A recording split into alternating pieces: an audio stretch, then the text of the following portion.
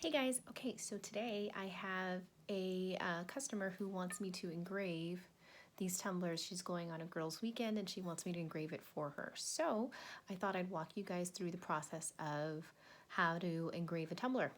Here we go. Okay, so the first step is to go ahead and open up your side panel, get it out, and then you want to go down here and switch your Y driver to on the number 3, flip it, okay? And I don't entirely know why this is done. Something about preserving the life of whatever, but that's what you're supposed to do. Okay, on to the next step. Okay, so now we need to enable our rotary. So we're gonna go over here to where it says tools, and then we're gonna scroll down to where we see rotary setup, click on that. And then once you get here, you're gonna switch the toggle that says enable rotary. Once you do that, you're gonna go ahead and click on read settings. And this is what your settings should look like. 14285.71 steps per rotation and 1.5 roller diameter. The others can stay the way they are. Okay, so the next step is to change the machine settings. So to do that, we're gonna go to Edit, Machine Settings. Once this little window comes up, we're gonna change some of the settings in here, and you wanna make sure you write this down because you're gonna have to change it back. So the first thing we're gonna do is we're gonna change the idle speed from 300 on the top to 20 on the bottom. You see that? Before and after, okay? We're gonna change the idle acceleration from 2000 up top to 100 underneath. And then we're gonna change the min acceleration from 400 to 20 and the min acceleration from 2000 to 100. Now we're ready to connect our rotary device. So we're gonna take our wrench and we're gonna open up the front panel to our laser. We're gonna lower the tray as low as we can so that we can connect the rotary device, and we're gonna set it on the tray. To make sure everything is vertical, what I like to do is line up the laser beam right into this center little screw that you see on the rotary. So see, I'm making sure that it's right on there, and then I'm gonna run the laser beam to the other end and make sure that it also meets the same screw that is in the center of the rotary. So see there, I'm not, oh yeah, I am, I'm right on it. So good. Now when I put my tumbler in, whatever I engrave on it is gonna be centered. Now you're gonna wanna take your Allen wrench and you are going to unscrew just enough so that you can move these pieces and size it to your cup. Don't do what I did and take the screw all the way out and then let it fall into the honeycomb tray and then have to go fish it out later. That's a pain. Don't do that. Now things are gonna get a little tricky because I'm working with a cup that isn't perfectly straight. I've sized it as best as I can, and now really what I'm trying to do is make sure that the cup is as flat as possible. This is where you kind of have to play with it a little bit to get it nice and straight. See how I'm doing that there? That looks good. And I also butt up the cup. See how I put it up over there? That way it helps it stay in position when I try to engrave on it. So this looks straight enough. I'm gonna give this a shot. We're almost ready to engrave on the cup, but now we need to autofocus.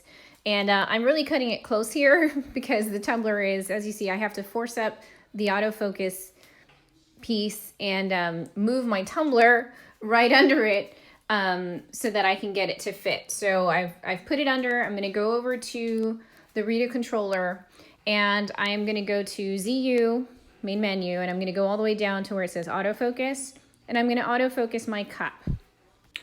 And fortunately, I'm not getting an error message, so it looks okay. So now I have to go back and line up my cup again the way I showed you earlier, with the laser beam hitting the center screw on each side of the rotary. So I'm going to go ahead and do that.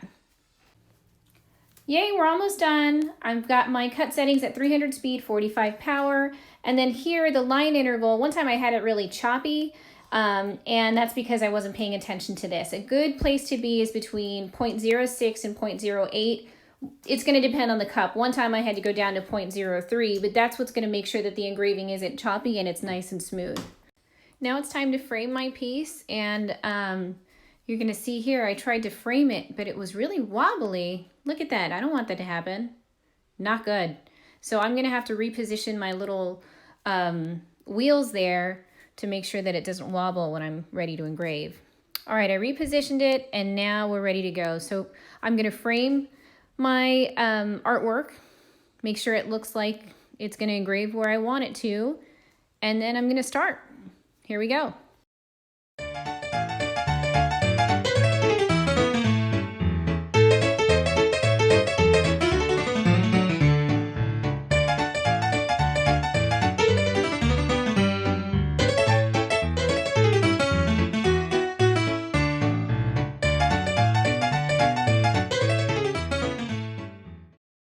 All right, so I've cleaned her off with some Zep. You get a lot of, you know, residue when you're engraving these, but now it looks nice and clean. This was a test cup. I wanted to do a test cup before I actually engraved on the cups that my customer brought me.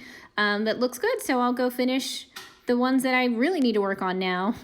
Okay, so I did the front and it turned out great. I had to up the power. These that are kind of shiny, they're a little harder to get through, so you're gonna wanna up the power. I used 50 power, 300 speed for this, but there's nothing to let me know what's the back or what would, you know, be perfectly on the back. So what I do is I cut out a piece of tape the size of my word and I kind of eyeball where the back would be. So now I'm going to place it on the rotary and I'm going to frame it so that it's within this piece of tape. So I'm going to frame it, make sure it falls where I need it to fall. And one thing I forgot to mention, in Lightburn, you're going to want to rotate your artwork 90 degrees if you want it to fall in the cup the way you're about to see it. Let's get to it.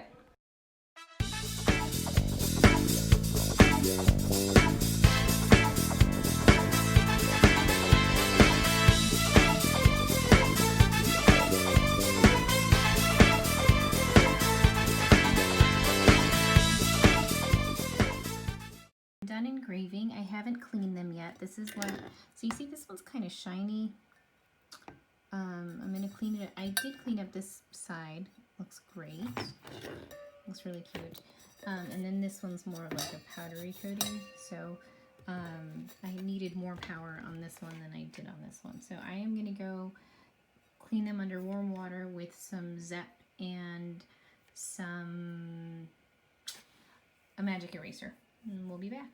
All right, guys, so I have cleaned them up with Zep and a magic eraser, and they look awesome. They look so cute. And this customer, she already bought the tumbler, so she didn't care that there was a logo already on them, just FYI. So I hope you learned a lot. I hope that was helpful. Don't forget to change your machine settings back to disable your rotary and to switch back the Y driver.